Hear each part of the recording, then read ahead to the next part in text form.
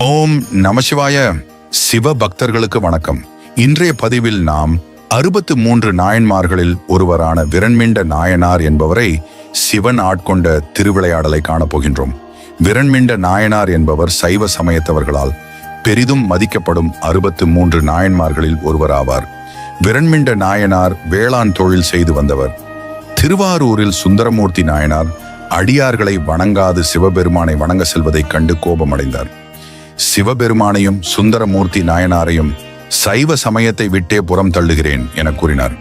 விரண்மிண்ட நாயனாரின் கோபத்தை அறிந்து சிவபெருமான் தில்லை வாழந்தனர்தம் அடியார்க்கும் அடியேன் என முதல் வரி எடுத்துக் கொடுத்து சுந்தரமூர்த்தி நாயனார் பாடலை பாடினார்.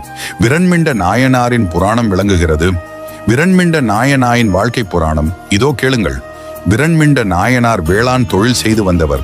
ஓய்வு நேரங்களில் அருகிலுள்ள சிவாலயங்களை தரிசனம் செய்ய பயணம் மேற்கொள்வதை வழக்கமாக கொண்டிருந்தார். சிவனடியார்கள் மீது அளவு கடந்த பக்தி கொண்டிருந்தார். அடியார்களோடு அடியார்களின் பெருமைகளை பேசிக் கொண்டிருந்தார் விரண்மிண்டர்.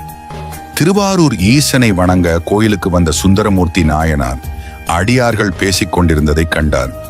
தொந்தரவு செய்ய வேண்டாம் என எண்ணி ஒருவாறு ஒதுங்கிச் சென்றார்.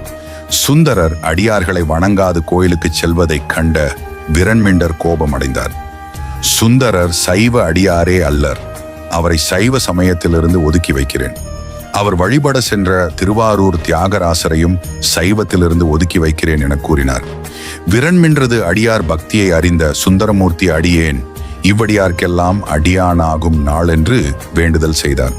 அப்பொழுது பெருமான் நாம் அடியாருடன் உளோம், அடியாரை பாடு என்றருளி தில்லை வாழந்தனர் என அடி எடுத்துக்கொண்டு கொடுத்தார். தில்லை வாழந்தனர்தாம் அடியார்க்கும் அடியேன் என்பதை முதலாக கொண்டு பாடியருளினார்.